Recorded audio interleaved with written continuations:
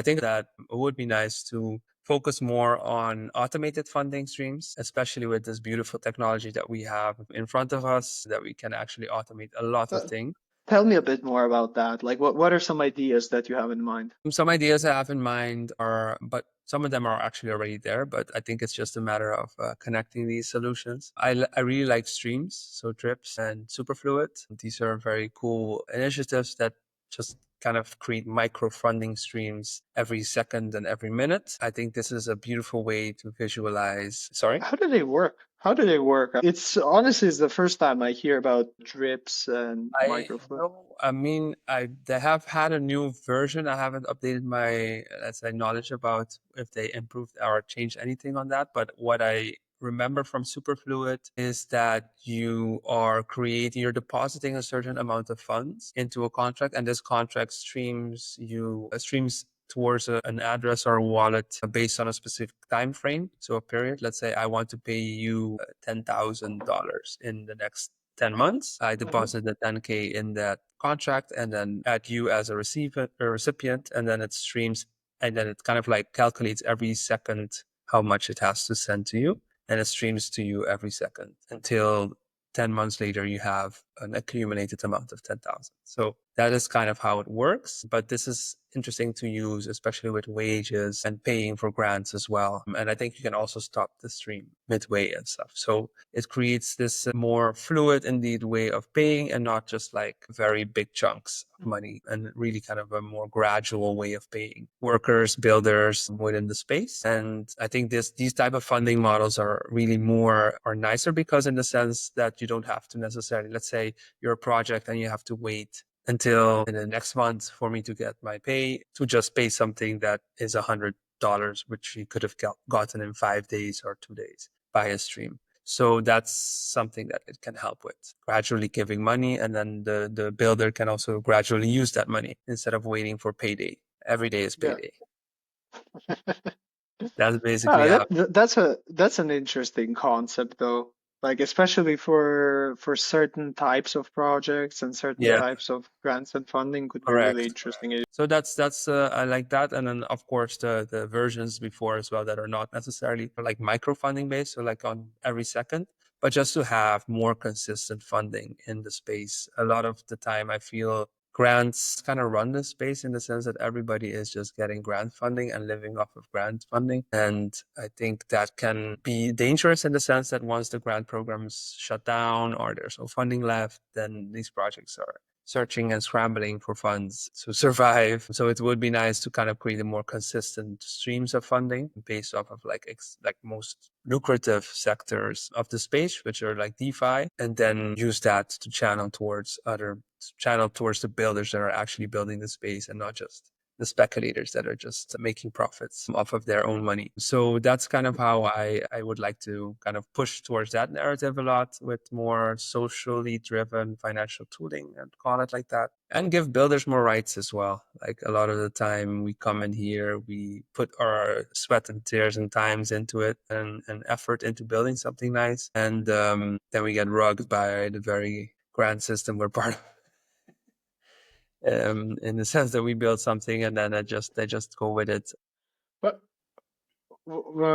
because also like when it comes to the grants, and as you said that, I absolutely agree. It can be risky if a project just relies on grants. It's actually super risky. But what are some other ways that maybe even because let's say a project is eligible, comes to your cohort, they get approved, but there's definitely other ways that during that 12-month period they can get that and additional streams of funding or crowdfunding or something like that. Would love to hear if you've seen any examples that have done this efficiently, or if you have tried anything else as well. First of all, I think projects should not be scrambling within 12 months for funding somewhere else. I think that should just, like, the grant program should just fund your builders.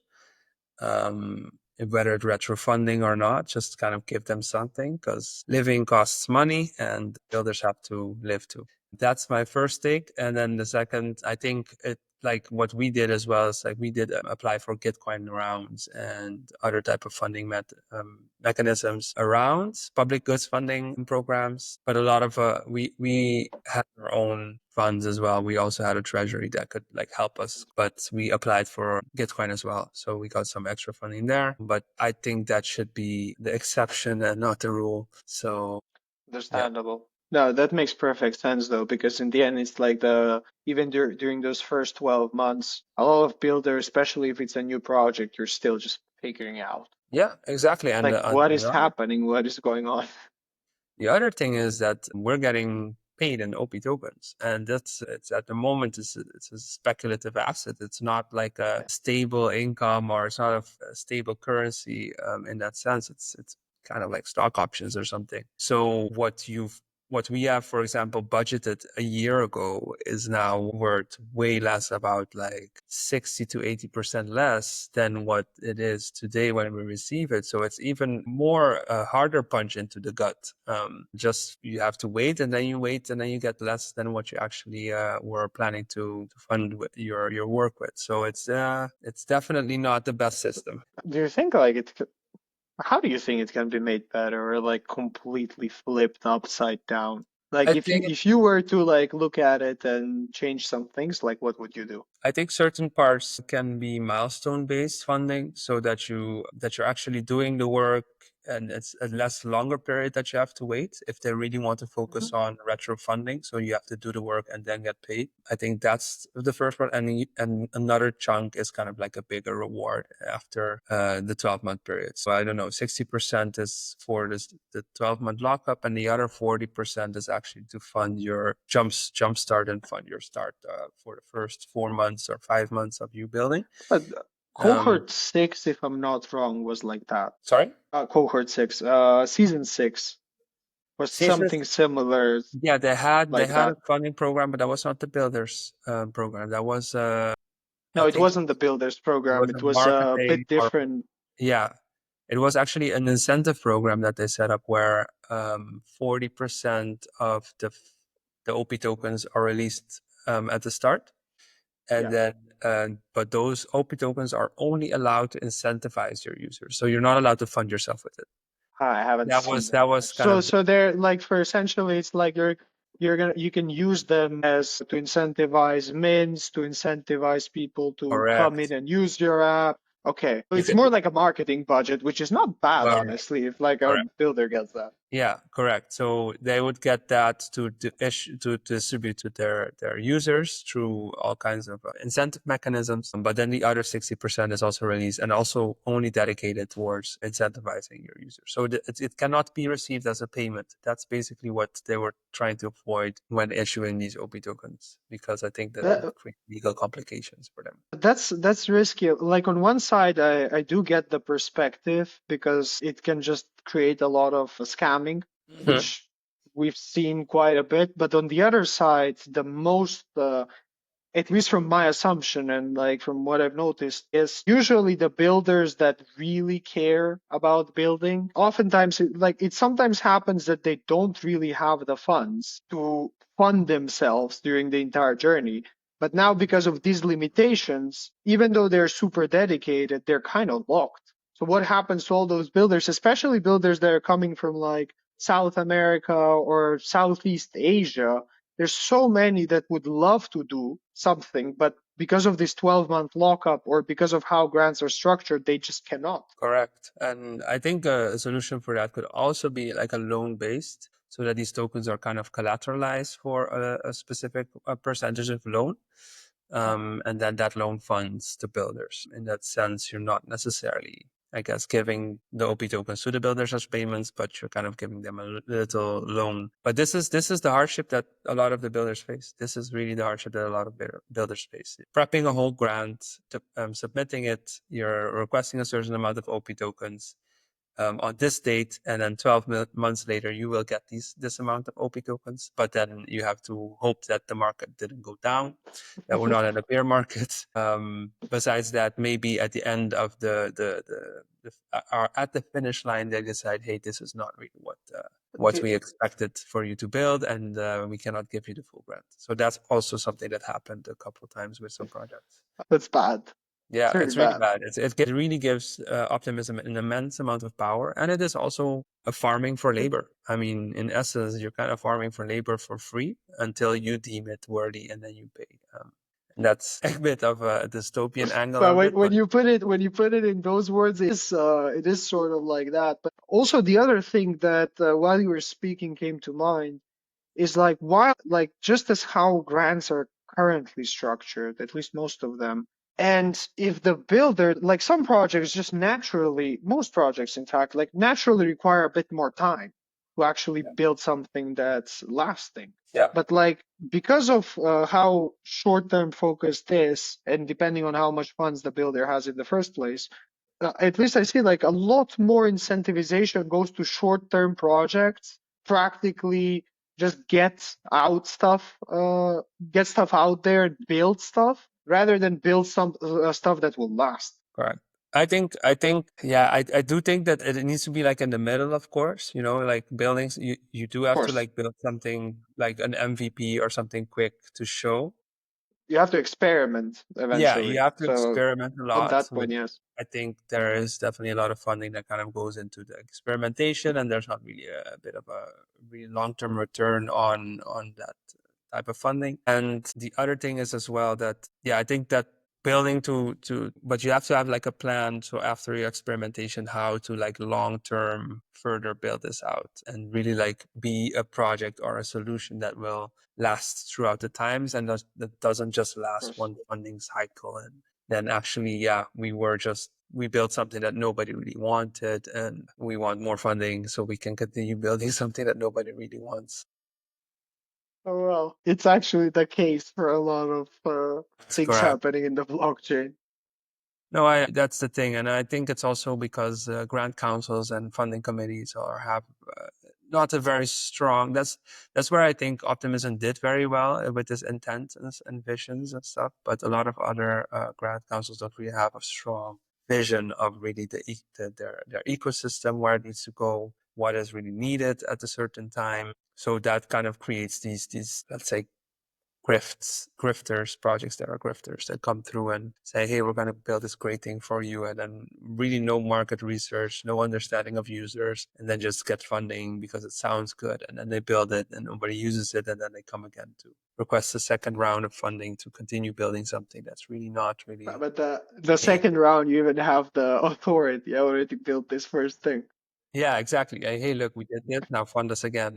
Like that's how it kind of goes when, yeah, the metrics are not there. Which I think I do have to applaud Optimism on the sense that they're starting to use way more on-chain metrics, but it's still a limitation in the sense that it's not measuring all the type of work and type of value that is created by builders and protocols. So the on-chain metrics, I think recently in season 6 and 7, they really started to use them, especially for retro funding rounds. So they kind of wanted to automate that based off of an application's usage. So you have to think about like the amount of transactions your application does, the amount of interactions your contracts do.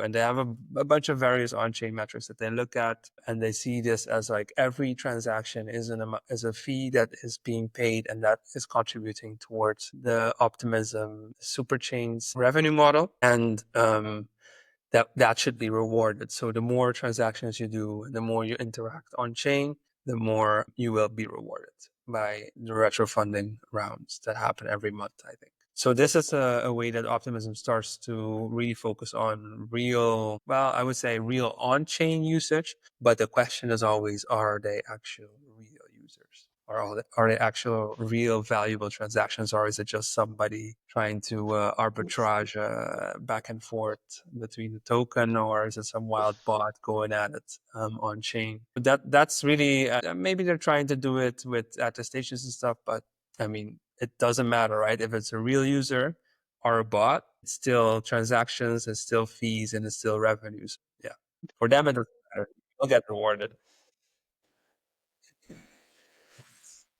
Understandable. The other thing that I see over there is like, okay, you have the focus, like Optimism, for example, focuses on the on-chain actions. which essentially are transactions. But what happens with literally the 99% of everything else that needs to bridge the real users to the on-chain world in the first place, which cannot be, it's honestly much harder to track with either Yeah. traditional or on-chain because it's essentially building that bridge. But like, what happens with that? Like, why aren't many people talking about that or considering that? Because just on-chain is just on-chain. Just traditional is just traditional. So what's there? Yeah, I think that's also a big reason where I think the metrics based funding kind of falls short. The on-chain metrics based funding falls short because indeed there is work that happens off-chain to get people on-chain to begin with, and that's not really there's no really a funding Yeah. avenue anymore in Optimism that really dedicates a certain amount of funding for this. Either they're just on their high horse in the sense like, hey, we have enough fun, we have enough members and users right now, we don't need anymore. Or they're just, our shareholders, our investors are breathing down their neck really and saying, hey, you guys promised us revenue, so start building, giving us revenue. Like we have to talk about that as well, right? It is a VC funded project, and there are Yeah. people that want a return on their investment, or with token price going up, or at least their funding model and revenue model really taking hold to fund the costs of the organization, OP Labs and such. So I think Yeah, that's really where they're kind of like walking on a line between like, hey, we have this community that needs funding, but at the other side we have all these investors that really want to see this project become a revenue generating company, despite it being a very collectivizing type of like marketing plot that they have as their image. quite conflicting when you see it that Yeah, way. yeah. You can even see The space is full of contradictions, that's for sure. yeah, but the thing is, in the end, it still will meet in the middle because to build something like the size of Optimism in the time period it was built, Yeah, like yeah. You it's need an immense amount of capital for sure. exactly you need capital, and that capital usually comes with dice. It's just about Yeah. what are the right ways to navigate it without compromising the vision. Correct. Yeah. Yeah. So but I think it's good to include those, or consider those, yeah, how can I say this? Like complexities, I would say, of Yeah. optimism that, hey, they're like balancing these two wants of both sides. And one side, they do want to give funding out, but they don't want to get illegal applications. The other side, they do also want to like generate like these revenue and these promises that they gave to probably these investors based on their revenue model of 15%. Of the fees of all the super chains that go towards Optimism Collective to then fund again this like, I think it's like a funding flywheel that they described it as, where every That's chain it. contributes 15% of their fees, transaction fees towards the Optimism Collective for being part of the super chain. I don't want to go too deep in that because yeah, there's a lot of critique as well there, and some people also have said that it can easily be gamed, and also these chains can eventually like break off and go with all the users such as Base and put their own fee model, and yeah, becomes a competition between each other than a Although collaboration. from one perspective, I would say so, but the other side is like if we look at Optimism and if we look at Base, it's two completely different focuses. And then we have Farcaster in the middle, which is kind of the unifying layer, especially I would say for Base. Yeah, yeah, Uh, it's a layer upon layer upon layer. definitely. I guess the question is really like, once these protocols generate a lot of fees, then it's about like large sums of money. I think 15% becomes a very bigger chunk. And then the chains will be a bit more wary of giving out this money to the But collective when I, they I could I use it for their actually own funding. I actually think even now probably Base contributes just as much as Optimism, and Yeah, I Optimism think even goes like more. 100%, and Yeah, Base is like 15%. correct. So that's where it becomes yeah, politics starts. There will be a friction of interest, I think, in the long run when these funding fee models become immense, and they can indeed say, hey, we're the ones contributing the most, and why are we paying so high? Like you guys are not paying a Uh, lot collective. So I mean, these are political things that happen in the real world as well. If you can see, for example, with the exactly. US and NATO and such like that. So I don't think the chains are gonna be any this. So Who knows? It's a bit different vibe in the yeah, in the super chain. So let's see. let's see. I hope for the best. but we always prepare for the worst. Ruben, it was a pleasure actually having this conversation with you. Is there anything you'd like to share that maybe we haven't touched on, or actually the final message that you'd like to leave the listeners with? Yeah, I'm happy that I'm here, and I'm really excited for people to explore obdollar.xyz. Reach out if you have any ideas. Also, if I reach out on the forum, you can also find us on the forum or on the Discord of Optimism. Join in. Yeah, let me know what if you have any ideas, source funding, and I hope that more people are thinking about solidarity, ways of funding each other. So yeah, the only way to kind of get out of this is together. So yeah, let's pool our money together and fund each other if our grant programs can do it. There you go. And in the description, there also will be the links to so you can contact Ruben. And thank you for tuning into this episode. Ruben, thank you as well. And until next time. Thank you. Of course. Thank you so much, Kris.